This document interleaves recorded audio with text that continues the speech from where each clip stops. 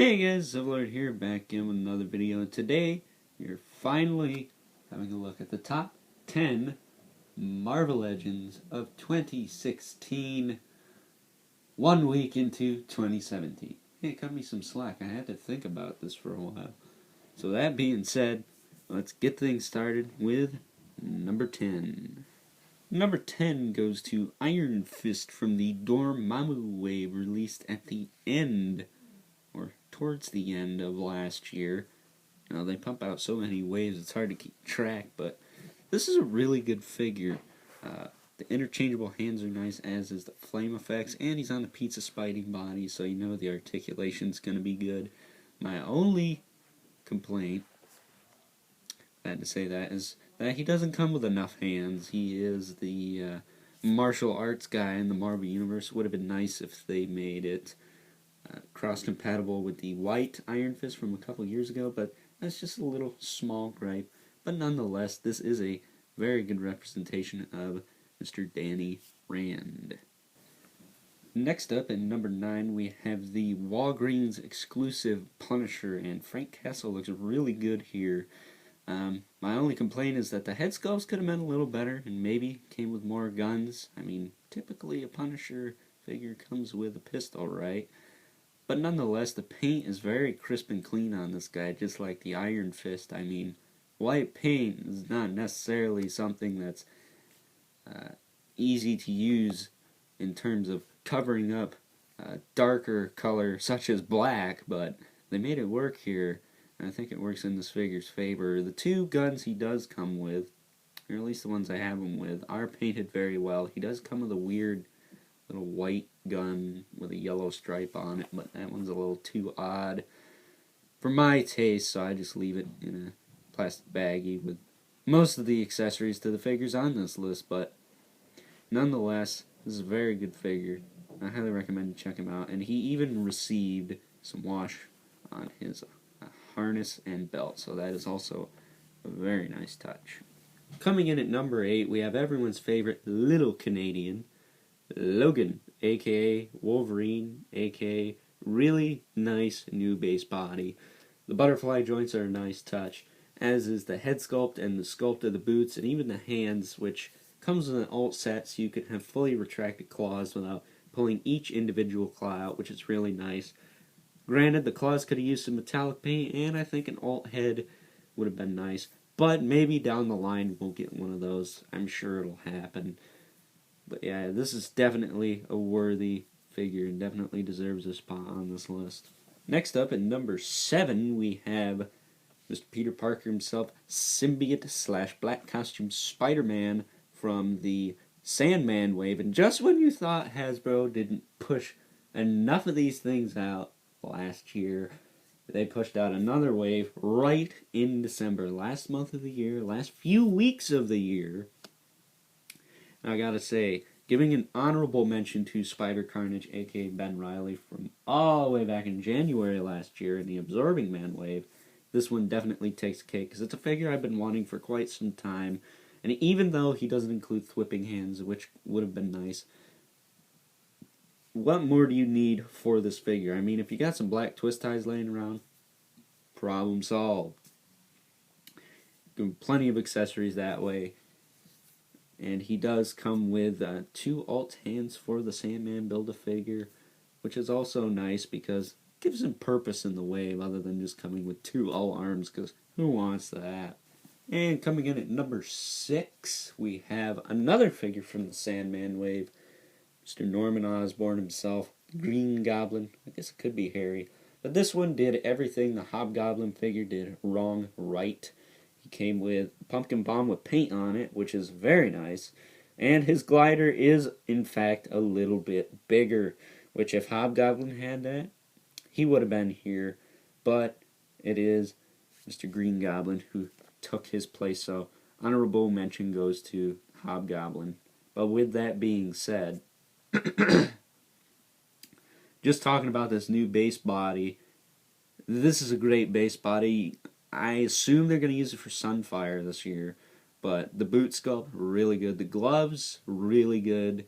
I've seen some Bucky Cap parts on this base body also, like the torso and occasionally the boots and gloves, but the new stuff is really well done, and that head sculpt is just killer. They even gave him his little satchel slash man purse, which is also a very nice touch. So definitely an awesome figure.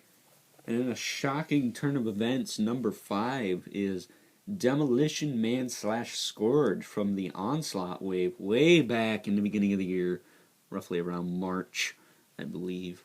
But this guy is awesome. I liked him a lot when he came out, but I didn't think he was going to make this list. Originally, I was going to make a rule no variant, so like, say Morbius and Jack-O-Lantern, pick one of those two. Honorable mentions go to those also. But in this case, it's this guy and Taskmaster, and Taskmaster made it on my top 10 legends of all time list, so he's obviously on here towards the end, but this guy, he practically renders that list obsolete because he beat out 4 even figures that would have been on that list or were on that list. And that means he is a killer figure. Even if you don't know who he is, he makes a great army builder from what I've seen. Great custom fodder, or even if you need one, a Crossbones fill-in. So definitely deserves his place on the list. And now if you know me, you know I've been wanting this figure forever. It is Dread Knight, the second exclusive on this list, the last exclusive on this list, and the best exclusive on this list. Again, making my top 10 legends of all time list obsolete because this thing is amazing. Using that Green Goblin slash Hobgoblin body, he introduces the Bucky Cap gloves and boots. I guess reintroduces. And then the paint on the skull is really crisp and clean. That new cape is awesome. Potentially could be used for Doctor Doom.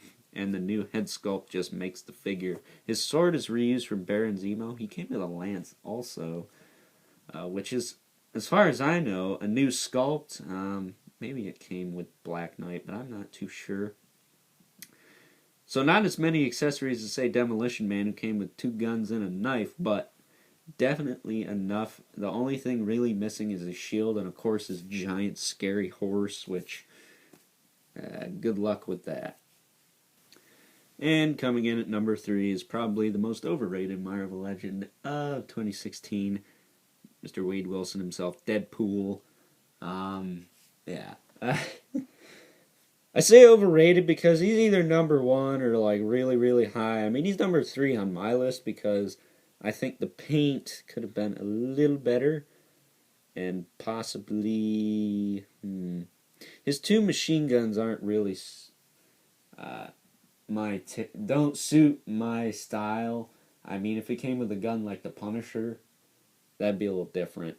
But nonetheless, he does come with a lot of really good accessories, the ones that are really good. The bazooka's even good with the removable boxing glove, which you can put on the Punisher's bazooka, as a side note.